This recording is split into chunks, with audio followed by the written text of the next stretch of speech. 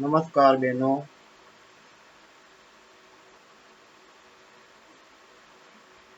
આગળ આપણે પાઠ 1 અને પાઠ 2 ની ચર્ચા કરી.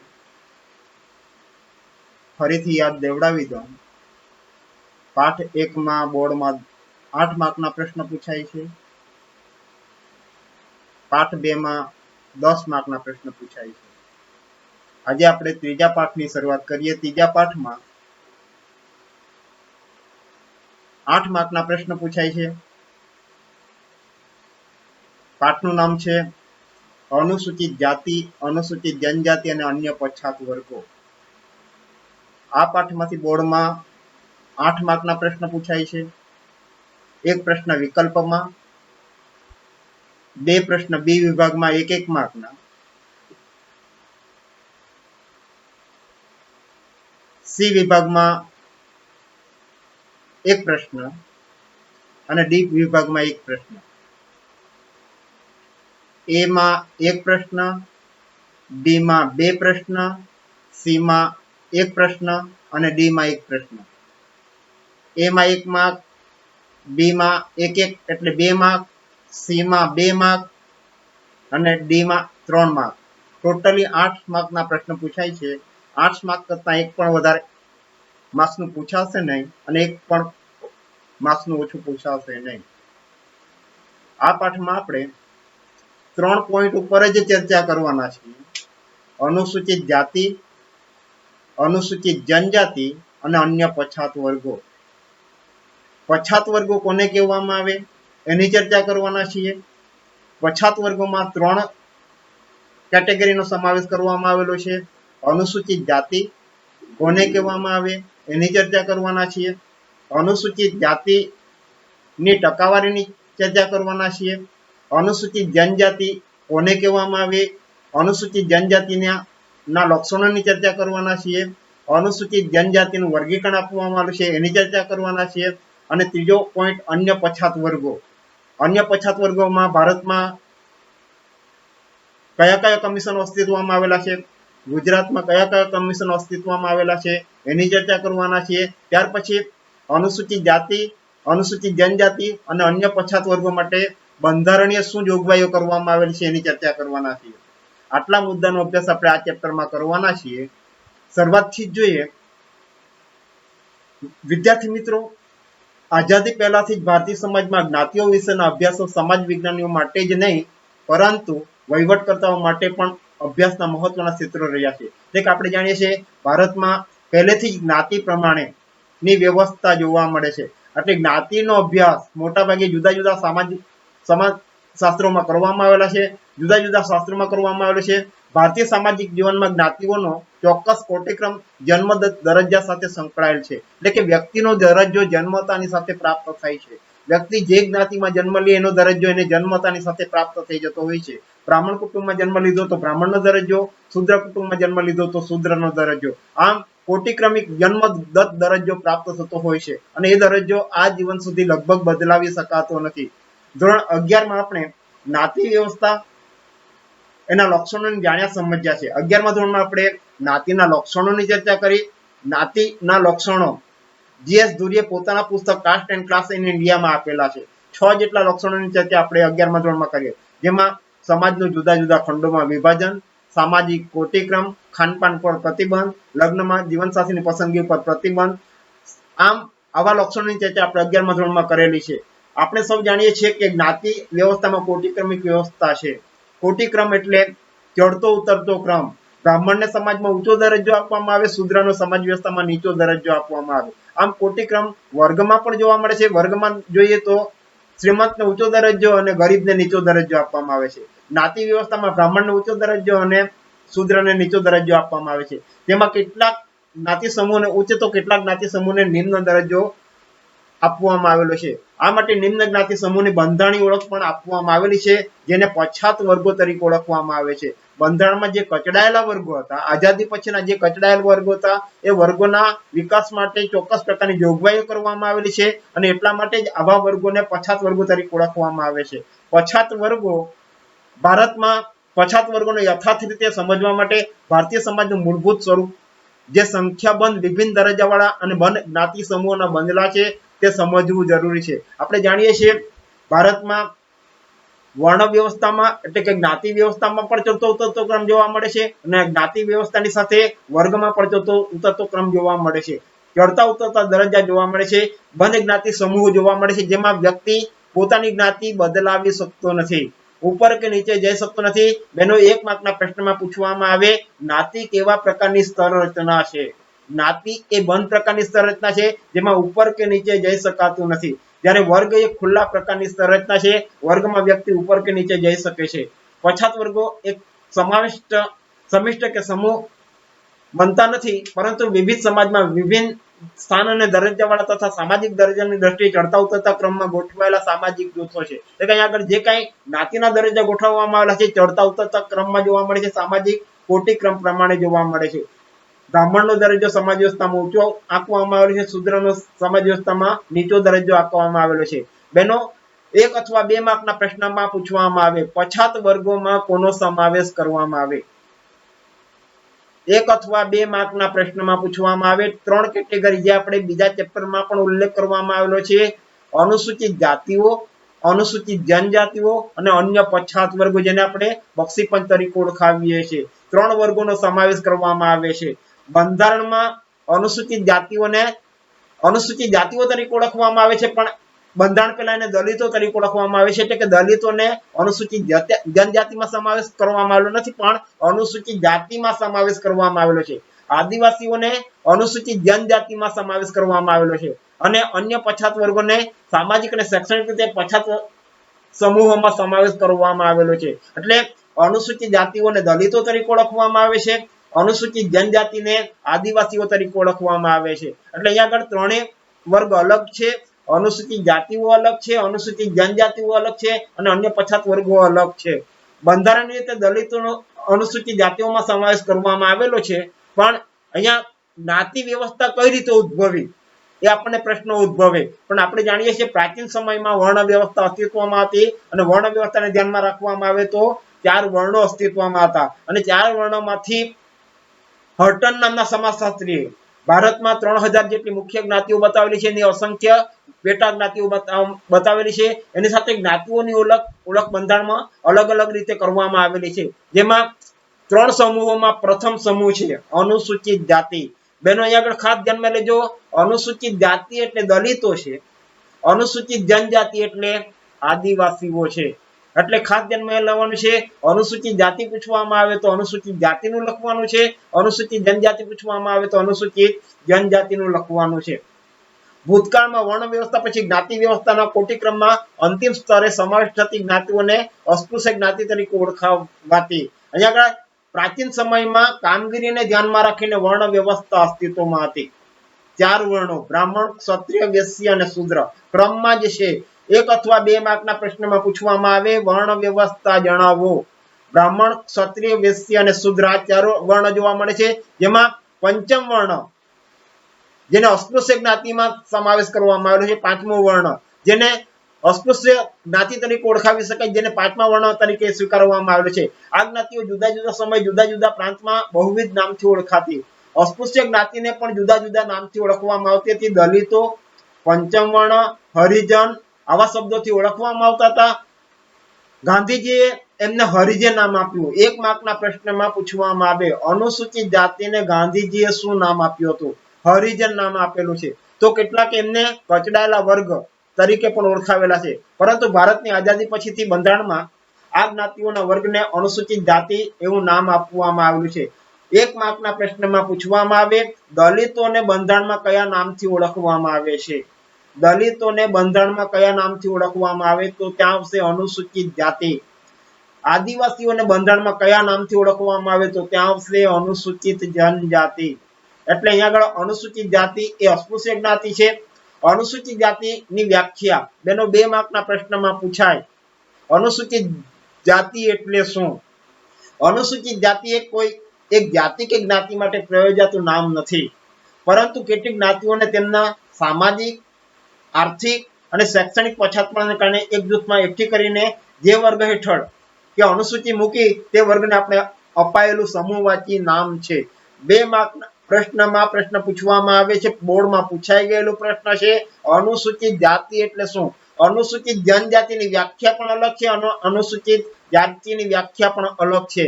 અનુસૂચિત જાતિની વ્યાખ્યા પૂછવામાં આવે તો આ વ્યાખ્યા લખવાની છે. ત્યાર પછી આવે છે અનુસૂચિત જાતિનું વર્ગીકરણ. અનુસૂચિત જાતિનું વર્ગીકરણ આપણે અગાઉ જોયું છે. અનુસૂચિત જનજાતિનું વર્ગીકરણ પાઠ નંબર 1 માં આપવામાં આવેલું હતું. અહીંયા આગળ અનુસૂચિત જાતિનું છે. ભારતમાં અનુસૂચિત જાતિ કોઈ એક જ પ્રદેશમાં રહે છે એવું નથી. ચોક્કસ સમૂહ કે જૂથોમાં જુદા જુદા રાજ્ય અને કેન્દ્ર શાસિત પ્રદેશોમાં તે વસવાટ કરે છે. એક જ રાજ્યમાં જોવા મળતી નથી. ભારતમાં કેન્દ્ર શાસિત પ્રદેશો કે રાજ્ય હોય, બધી જગ્યાએ અનુસૂચિત જાતિના લોકો વસવાટ કરતા જોવા મળે છે. એક જ રાજ્યમાં એકથી વધુ પ્રકારની અનુસૂચિત જાતિનો વસવાટ જોવા મળે છે. આ બધામાં ઘણી પ્રાદેશિક અને સાંસ્કૃતિક ભિન્નતા જોવા મળે છે. તો પણ ગુજરાત અને ભારતમાં અનુસૂચિત જાતિની ટકાવારી આપવામાં આવેલી છે. એ પહેલા ભારતમાં વર્ષો સુધી અનુસૂચિત જાતિને સામાજિક કોટિક્રમમાં નિમ્ન દરજ્જો અપાયેલો છે. આપણે જાણીએ છીએ વર્ણ વ્યવસ્થામાં 4 વર્ણ છે: બ્રાહ્મણ, ક્ષત્રિય, વૈશ્ય અને શૂદ્ર. જેમાં શૂદ્ર દલિતો આવે છે અને એનો દરજ્જો સમાજ વ્યવસ્થામાં સૌથી નીચો આંકવામાં આવેલો છે કોટિક્રમમાં. તેમના વ્યવસાયોમાં બેનો 2 માર્કના પ્રશ્નમાં પ્રશ્ન પૂછવામાં આવે છે. અનુસૂચિત જાતિના મુખ્ય વ્યવસાયો કયા? ત્યાં આગળ 3 જ શબ્દ છે: ચામડાનું કામ, સફાઈ કામ અને વણાટ કામ. આ 3 કાર્યો મોટાભાગે 3 વ્યવસાયો અનુસૂચિત જાતિમાં જોવા મળતા હોય છે. 1 અથવા 2 માર્કના પ્રશ્નમાં પ્રશ્ન પૂછવામાં આવે, જેને લીધે આર્થિક વળતર પણ ઓછું મળતું હોય છે. આ કામગીરીમાં એમને જે વળતર મળવું જોઈએ એ વળતર તેમને મળતું નથી, ઓછું મળે છે. તેઓ આ દેશના નાગરિક હોવા છતાં કેટલીક અસમર્થતાઓ ભોગવવી પડતી, એટલે કે અસમર્થતાઓ જોવા મળતી હતી. એમને સમાજ વ્યવસ્થામાં 3 રીતે આભડછેટ માનવામાં આવતી: સામાજિક રીતે, આર્થિક રીતે અને ધાર્મિક રીતે. સામાજિક રીતે અસ્પૃશ્યતાના પગલા પર પગ પડી જાય તો માણસ અભડાઈ જાય. એના સ્મશાન ઘાટ અલગ જોવા મળતા હતા. એને ભણવા માટે બેસાડી શકાતા હતા, પણ એને અલગ બેસવાની વ્યવસ્થા કરવામાં આવતી. એના સ્મશાન ઘાટ અલગ જોવા મળતા હતા. એ સામાજિક અસમાનતા અથવા આભડછેટ જોવા મળતી. એ જ રીતે ધાર્મિક આભડછેટ, મંદિરોમાં પ્રવેશ કરી શકતા નહીં, મંત્રોચ્ચાર કરી શકતા નહીં, બ્રાહ્મણોની સેવા પ્રાપ્ત કરી શકતા નહીં. આમ ધાર્મિક રીતે પણ અસમર્થતા જોવા મળતી હતી. આર્થિક રીતે એ જ્ઞાતિના વ્યક્તિઓને મજૂરી તરીકે ખેડૂતો બોલાવતા, પણ જ્યારે મહત્વનું કામ કરવાનું હોય, ખેતીનો પાક લણવાનો હોય, તે સમયે આ જ્ઞાતિને બોલાવવામાં આવતી નહીં. દુકાનમાં ચીજ વસ્તુઓ ખરીદવા માટે જાય તો ત્યાં આગળ ચોક્કસ જગ્યા નક્કી કરવામાં આવેલી, ત્યાં ચીજ વસ્તુઓ મૂકી દેવામાં આવે, પૈસા મૂકી દેવામાં આવે. આ આર્થિક આભડછેટ છે. જેથી 1955માં આ દૂર કરવા માટે 1955માં ભારત સરકારે અસ્પૃશ્યતા નાબૂદી કાનૂન બનાવ્યો. બેનો 1 માર્કના પ્રશ્નમાં વિકલ્પમાં પ્રશ્ન મૂકવામાં આવે: અસ્પૃશ્યતા નાબૂદ કાનૂન ક્યારે ઘડવામાં આવ્યો? એ પહેલા અસ્પૃશ્યતા કોને કહેવામાં આવે? 1 અથવા 2 માર્કના પ્રશ્નમાં પ્રશ્ન પૂછવામાં આવે, જેની ચર્ચા આપણે અગાઉ પણ કરેલી છે.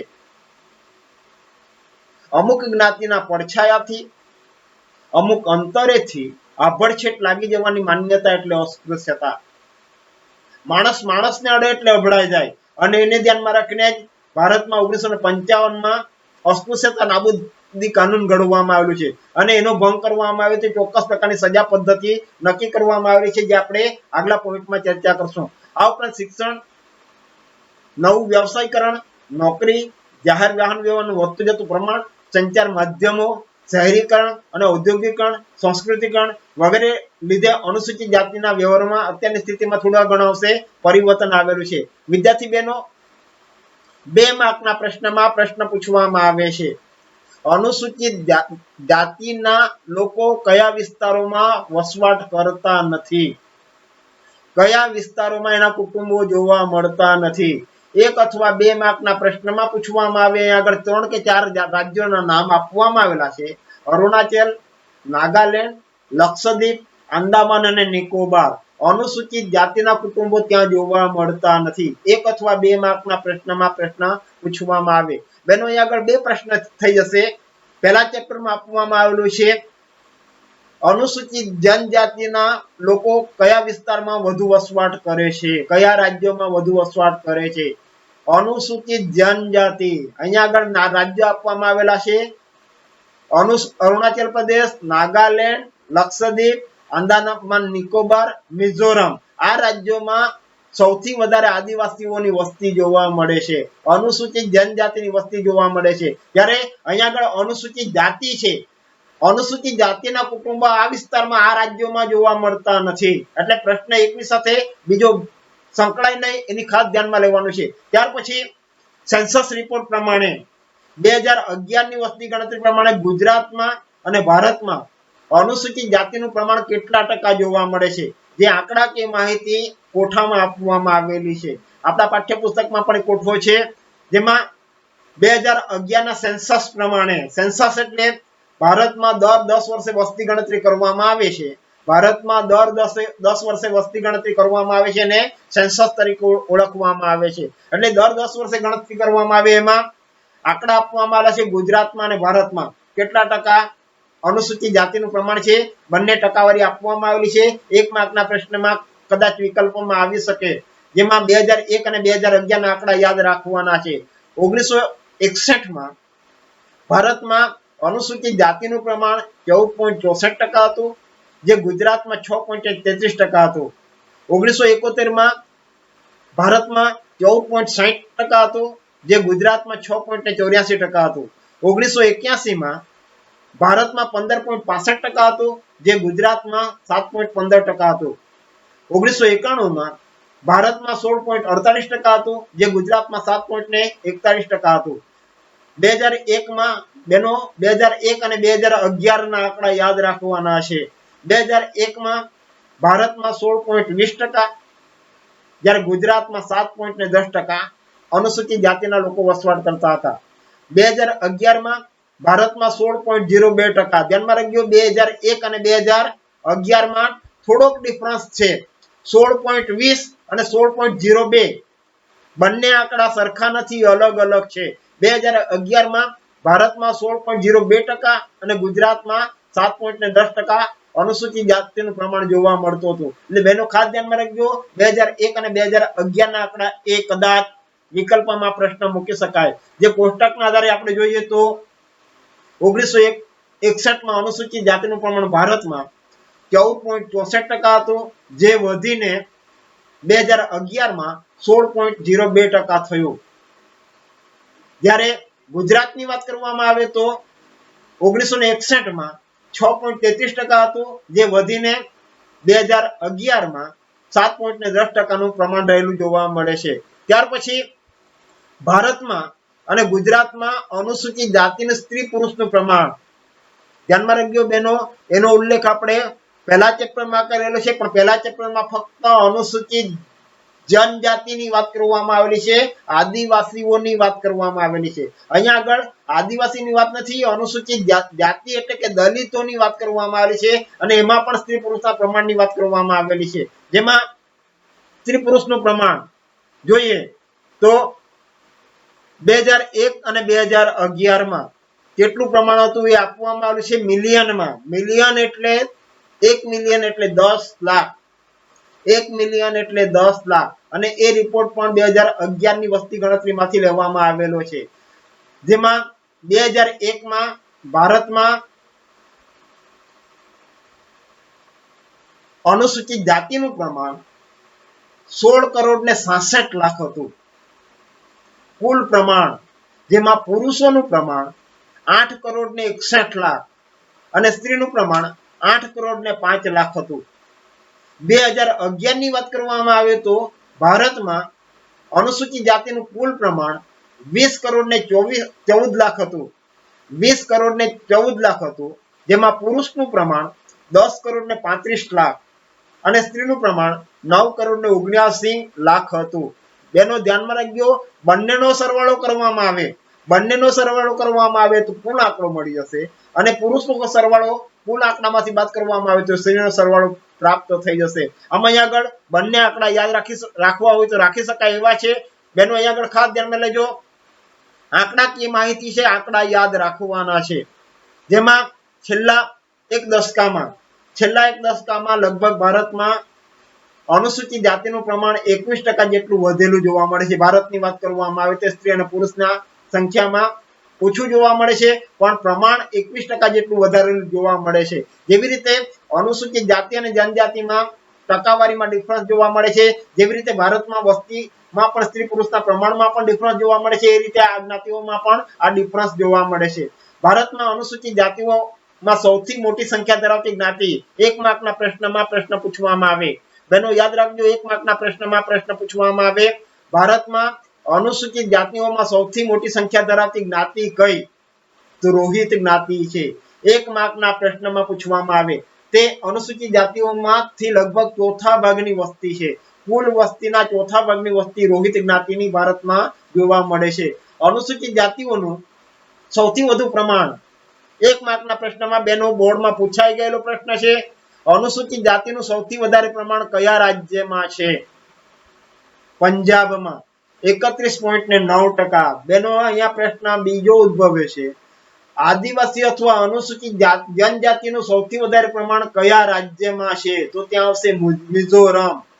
ત્યાં આવશે મિઝોરમમાં સૌથી વધારે વસ્તી આદિવાસીઓની છે. જ્યારે અહીંયા આગળ અનુસૂચિત જાતિઓ એટલે કે દલિતો છે, દલિતોની વસ્તી પૂછવામાં આવે તો પંજાબમાં આવશે, અને આદિવાસીઓની વસ્તી પૂછવામાં આવે તો મિઝોરમ આવશે. જ્યારે સૌથી ઓછી વસ્તી મિઝોરમમાં છે. આદિવાસીઓની સૌથી વધારે વસ્તી મિઝોરમમાં જોવા મળે છે, જ્યારે સૌથી ઓછી વસ્તી ઉત્તર પ્રદેશમાં જોવા મળે છે. જ્યારે અહીંયા આગળ અનુસૂચિત જાતિ એટલે કે દલિતોનું સૌથી વધારે પ્રમાણ પંજાબમાં જોવા મળે છે અને સૌથી ઓછું પ્રમાણ મિઝોરમમાં જોવા મળે છે. 1 માર્કના પ્રશ્નમાં બોર્ડમાં પૂછવામાં આવે. એ જ રીતે બેનો 2 માર્કના પ્રશ્નમાં બોર્ડમાં પૂછાઈ ગયેલો પ્રશ્ન છે. ગુજરાત રાજ્યમાં અનુસૂચિત જાતિઓમાં સૌથી વધુ વસ્તી ધરાવતી મુખ્ય 4 જાતિઓના નામ લખો. 2 માર્કના પ્રશ્નમાં બોર્ડમાં પૂછાઈ ગયેલો છે. 4 વિભાગ છે: માહ્યાવંશી અને વણકર, 2 ભાંભી અને રોહિત, 3 વાલ્મીકી અને મહેતર અને રૂખી, અને 4 મેઘવાર અને મેઘવાળ. 2 માર્કના પ્રશ્નમાં પૂછાય, તેનો ધ્યાનમાં રાખજો. 2 માર્કના પ્રશ્નમાં પૂછાય 4 વિભાગમાં આપવામાં આવેલી 4 જ્ઞાતિઓ છે. જ્યારે 1 માર્કના પ્રશ્નમાં પૂછાય તો 4 વિભાગમાંથી તમે એક એક લખી શકશો. આમ ભારતમાં મોટાભાગે અનુસૂચિત જાતિનું પ્રમાણ આપવામાં આવેલું છે, સ્ત્રી પુરુષનું પ્રમાણ આપવામાં આવેલું છે. ક્યાં વધારે જોવા મળે છે, કયા રાજ્યમાં વધારે જોવા મળે છે, કયા રાજ્યમાં ઓછી જોવા મળે છે, એનો ઉલ્લેખ અનુસૂચિત જાતિનો કરવામાં આવેલો છે, અનુસૂચિત જનજાતિનો નહીં. ત્યાર પછી અનુસૂચિત જાતિની નવી ઓળખ. આઝાદી બાદ અનુસૂચિત જાતિઓના સામાજિક આર્થિક વિકાસ માટે બંધારણીય જોગવાઈ અર્થે અનેક કલ્યાણ અર્થે લેવાયેલા વિવિધ પગલાઓ, સમાજ સુધારકોએ કરેલા પ્રયત્નો, ભારતના જ્ઞાતિ આધારિત સામાજિક સંરચનાના માળખામાં પરિવર્તન આવેલું જોવા મળે છે. સમાજ સુધારકોએ કેટલીક મહત્વની ભૂમિકા ભજવેલી છે, તો કેટલાક બંધારણમાં ચોક્કસ પ્રકારની જોગવાઈઓ કરવામાં આવેલી છે, અને એની ધ્યાનમાં રાખીને સંરચનામાં એનો દરજ્જો થોડા ગણાવશે. જ્ઞાતિ બદલાવી શકાતી નથી, પણ દરજ્જો ઉપર આવેલો જોવા મળે છે. અનુસૂચિત જાતિઓએ એનો લાભ પણ લીધેલો છે. સંસ્કૃતિકરણની પ્રક્રિયા. સંસ્કૃતિકરણમાં વ્યક્તિ જ્ઞાતિ બદલાવી શકતો નથી, પણ પોતાના દરજ્જા કરતા ઉપરના દરજ્જામાં જઈ શકે છે, જે આપણે આગલા ચેપ્ટરમાં જોવાના છે. કેટલાક વ્યક્તિએ બૌદ્ધ ધર્મ અંગીકાર કરેલો છે અને એને લીધે પણ પોતે પોતાના દરજ્જામાં આગળ આવેલા છે. અનામત પ્રથા દાખલ કરવામાં આવેલી છે. શિક્ષણ, વ્યવસાયિક પરિવર્તન અને સ્વજાગૃતિ એમની નવી ઓળખ ઊભી કરેલી છે. આ માટે કેટલાક આંદોલનો પણ થયેલા છે, પરંતુ ધીમે ધીમે ભેદભાવભર્યા વર્તન અને હલાકીમાંથી મુક્ત થઈ ઉત્કર્ષ તરફ જઈ રહેલા જોવા મળે છે. સમાજના મુખ્ય પ્રવાહમાં આવી વિઘાત ઓળખ પ્રાપ્ત કરેલી છે એવું કહી શકાય. એટલે કે અત્યારે મોટા ભાગે સમાજ વ્યવસ્થામાં થોડા ઘણા અંશે ગ્રામીણ સમુદાયમાં નાશ પામેલી નથી, પણ નગર સમુદાયમાં હજુ પણ ગ્રામીણ સમુદાયમાં નિમ્ન જ્ઞાતિના વસવાટો ગામના છેવાડે જોવા મળે છે, જ્યારે ઉચ્ચ જ્ઞાતિના વસવાટો ગામની મધ્યમાં જોવા મળતા હોય છે. ઉચ્ચ જ્ઞાતિના ગામના મધ્યમાં જોવા મળે છે, જ્યારે નગર સમુદાયમાં આ સ્થિતિ અત્યારે લગભગ નહિવત જોવા મળે છે. નગર સમુદાયમાં કદાચ નિમ્ન જ્ઞાતિના વ્યક્તિઓ પણ ગામની મધ્યમાં વસવાટ કરતા જોવા મળે છે. આમ પછાત વર્ગોમાં અનુસૂચિત જાતિ એ પહેલો વર્ગ છે. ખાસ ધ્યાનમાં રાખજો, પછાત વર્ગમાં 3 વર્ગનો સમાવેશ કરવામાં આવ્યો છે, 3 કેટેગરીનો સમાવેશ કરવામાં આવ્યો છે: અનુસૂચિત જાતિ, અનુસૂચિત જનજાતિ અને અન્ય પછાત વર્ગો, જેમાં અનુસૂચિત જાતિનો આપણે ઉલ્લેખ કર્યો. હવે પછી આવે છે અનુસૂચિત જનજાતિઓ, જેને આપણે આદિવાસીઓ તરીકે ઓળખાવીએ છીએ. કેટલીક માહિતી આપણે પહેલા ચેપ્ટરમાં પ્રાપ્ત કરેલી છે. આંકડાકીય માહિતી પહેલા ચેપ્ટરમાં આપણે જોયેલી છે. ભારતમાં અનુસૂચિત જાતિનું પ્રમાણ 2011માં કેટલા ટકા છે? 1 માર્કના પ્રશ્નમાં પૂછાય 8.60%. ભારતમાં 8.60% આદિવાસીઓ જોવા મળે છે. પણ પ્રશ્ન બદલાઈ જાય, ભારતમાં અનુસૂચિત જનજાતિનું સૌથી વધારે પ્રમાણ અનુસૂચિત જાતિનું સૌથી વધારે પ્રમાણ કયા રાજ્યમાં જોવા મળે છે? તો ત્યાં આવશે મિઝોરમ. સૌથી ઓછું ઉત્તર પ્રદેશમાં. એ જ રીતે ગુજરાતનું પૂછવામાં આવે, સૌથી વધારે ગુજરાતમાં સૌથી વધારે ડાંગ જિલ્લામાં છે અને સૌથી ઓછું પ્રમાણ ભાવનગર જિલ્લામાં છે. આમ અહીંયા આગળ એની આંકડાકીય માહિતી આપણે પહેલા ચેપ્ટરમાં જોઈ છે. અહીંયા આગળ આંકડાકીય માહિતી આપવામાં આવેલી નથી, કારણ કે પહેલા ચેપ્ટરમાં આપી દેવામાં આવેલી છે. અનુસૂચિત જનજાતિ એ પછાત વર્ગોમાં બીજો સમૂહ છે. અનુસૂચિત જાતિની જેમ જ બીજો સમૂહ અનુસૂચિત જનજાતિનો છે, જેને શેડ્યુલ્ડ ટ્રાઇબ તરીકે પણ ઓળખવામાં આવે છે. સાર્વત્રિક રીતે સંમત હોય એવી વ્યાખ્યા આદિવાસી કે અનુસૂચિત જનજાતિની મળતી નથી. ચોક્કસ વ્યાખ્યા મળતી નથી, પણ ભિન્ન ભિન્ન પ્રકારની સમજ અને લક્ષણોના આધારે એની ચોક્કસ વ્યાખ્યા આપવા માટેના પ્રયત્નો કરવામાં આવેલા છે, જે આપણે પહેલા અને બીજા ચેપ્ટરમાં ઉલ્લેખ કરેલો છે. 1 માર્કના પ્રશ્નમાં બેનો પૂછવામાં આવે, વિશ્વમાં સૌથી વધુ આદિવાસીની વસ્તી ધરાવતો દેશ કયો છે? મિઝોરમ લખાઈને જાય, ધ્યાનમાં રાખજો. આ કે આફ્રિકા છે. દેશ પૂછવામાં આવે તો આફ્રિકા આવશે. રાજ્ય પૂછવામાં આવે તો મિઝોરમ આવશે. ગુજરાતનો જિલ્લો પૂછવામાં આવે તો ડાંગ આવશે. ખાસ ધ્યાનમાં રાખજો, અહીંયા આગળ વિશ્વની વાત કરવામાં આવી છે. વિશ્વમાં સૌથી વધારે આદિવાસીની વસ્તી ધરાવતો દેશ કયો છે? 1 માર્કના પ્રશ્નમાં બોર્ડમાં પૂછાઈ શકે, આફ્રિકા છે. ભારત બીજો ક્રમ ધરાવે છે. આફ્રિકા પછી બીજું સ્થાન ભારતનું છે. સામાન્ય રીતે બંધારણની કલમ 342(1) રાષ્ટ્રપતિ દ્વારા બહાર પાડેલા સૂચિમાં જેનો સમાવેશ થયો છે તે અનુસૂચિત જનજાતિઓ છે. બંધારણમાં આદિવાસીઓને કયા નામથી ઓળખવામાં આવે? 1 માર્કના પ્રશ્નમાં પૂછવામાં આવે. રાષ્ટ્રપતિને સત્તા આપવામાં આવી છે કલમ નંબર 342 પ્રમાણે. કઈ જ્ઞાતિઓને આદિવાસીઓમાં સમાવવાની છે એ રાષ્ટ્રપતિની સત્તાને ધ્યાનમાં રાખીને જે સૂચિ બહાર પાડવામાં આવે એ સૂચિને અનુસૂચિત જનજાતિ તરીકે ઓળખવામાં આવે છે, અને એને બંધારણમાં પણ અનુસૂચિત જનજાતિ તરીકે ઓળખવામાં આવે છે. આમ ભારતમાં આદિવાસીની વસ્તી ધરાવતો બીજો દેશ છે ભારત. બીજો ક્રમ ધરાવે છે. વિશ્વમાં સૌથી વધારે વસ્તી આફ્રિકામાં છે. ત્યાર પછી આવે છે ભારતની અનુસૂચિત જનજાતિના લક્ષણો. બનો આગળ ખાસ ધ્યાનમાં લેજો, બીજા ચેપ્ટરમાં આપણે જોયું છે. બીજા ચેપ્ટરમાં જોયું આદિવાસી સંસ્કૃતિના લક્ષણો. આદિવાસી સંસ્કૃતિના લક્ષણો અલગ છે, આદિવાસી સમુદાયની લાક્ષણિકતા અલગ છે, જે આપણે બીજા ચેપ્ટરમાં ઉલ્લેખ કરેલો છે. આદિવાસી સમુદાયની લાક્ષણિકતા અલગ છે, આદિવાસી સંસ્કૃતિના લક્ષણો અલગ છે, જેની ચર્ચા આપણે બીજા ચેપ્ટરમાં કરેલી છે. અહીંયા આગળ ભારતની અનુસૂચિત જનજાતિના લક્ષણો છે. 1 માર્કના પ્રશ્નમાં બેનું પૂછવામાં આવે, ભારતમાં અનુસૂચિત જનજાતિના લક્ષણો કોણે આપ્યા? મજમુદાર, ડોક્ટર મજમુદાર અને મદન, આ બે સમાજશાસ્ત્રીઓએ ભારતમાં અનુસૂચિત જનજાતિના લક્ષણો આપેલા છે. 1 માર્કના પ્રશ્નમાં પૂછવામાં આવે, કોણે આપેલા છે? તો મજમુદાર અને મદને. પ્રશ્ન 2 થાય છે, બેનું ધ્યાનમાં રાખજો. આદિવાસી સમુદાયની લાક્ષણિકતા અલગ છે, જે બીજા ચેપ્ટરમાં આપણે ઉલ્લેખ કરેલો છે. ભારતીય સંસ્કૃતિ, આદિવાસી સંસ્કૃતિના લક્ષણો અલગ છે, જે 4 છે. પદમાં નાની, વિવિધતા, વિશિષ્ટતા અને સ્વાવલંબન, એ 4 લક્ષણો છે.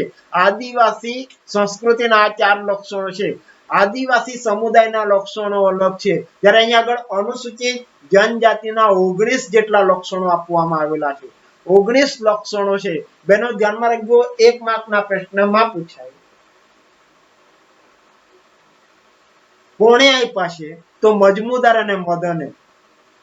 માની લો 2 માર્કના પ્રશ્નમાં પૂછવામાં આવે અનુસૂચિત જનજાતિના લક્ષણો જણાવો, તો આપણને 6 થી 7 મુદ્દા આવડતા હોવા જોશે. 6 થી 7 મુદ્દા આવડતા હોવા જોશે. જેમાં પહેલું લક્ષણ છે નિશ્ચિત પ્રદેશ, જેનો ઉલ્લેખ આદિવાસી સમુદાયના લક્ષણોમાં પણ કરવામાં આવેલો છે, લાક્ષણિકતામાં પણ કરવામાં આવેલો છે.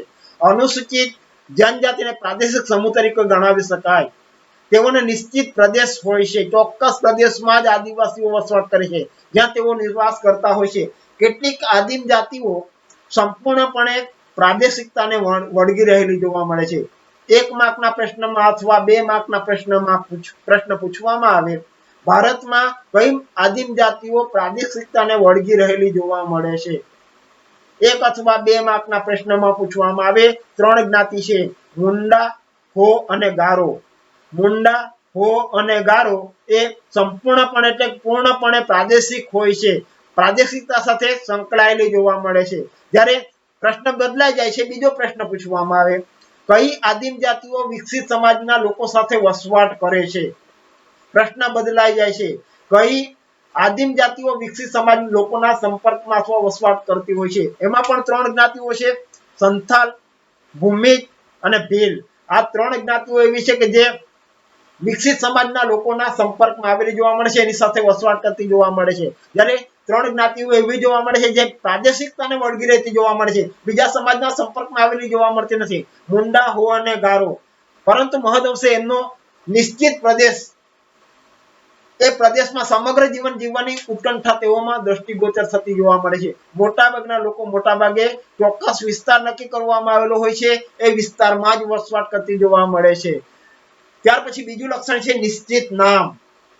દરેક આદિવાસીઓના ચોક્કસ નામ આપવામાં આવેલા છે. અહીંયા આગળ ભારતની વાત કરવામાં આવે તો ભારતમાં 450 કરતા પણ વધારે આદિવાસીઓની જ્ઞાતિઓ છે.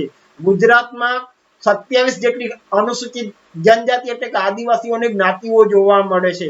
દરેક જ્ઞાતિઓના નામ અલગ અલગ પ્રકારના જોવા મળે છે. દરેક અનુસૂચિત જનજાતિને પોતાનું એક વિશિષ્ટ નામ હોય છે. એ નામની આસપાસ કેટલીક દંતકથાઓ પણ વણાયેલી હોય છે. નિશ્ચિત નામ તેઓનો ચોક્કસ સમૂહ સૂચવે છે. ભારતની કેટલીક આદિમ જાતિઓમાં જ્ઞાતિઓના નામ જેવી કે વિવિધતા જોવા મળતી હોય છે. ગુજરાતમાં 3-4 જ્ઞાતિઓ આપવામાં આવેલી છે અને 3-4 જ્ઞાતિઓના નામ આપવામાં આવેલા છે.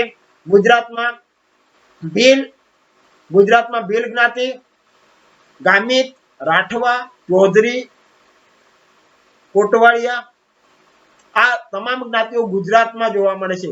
ચોક્કસ પરિસ્થિતિને ધ્યાનમાં રાખીને તેમના સમૂહગત નામ અસ્તિત્વમાં આવેલા છે. આમ નિશ્ચિત નામ એનું બીજું લક્ષણ છે.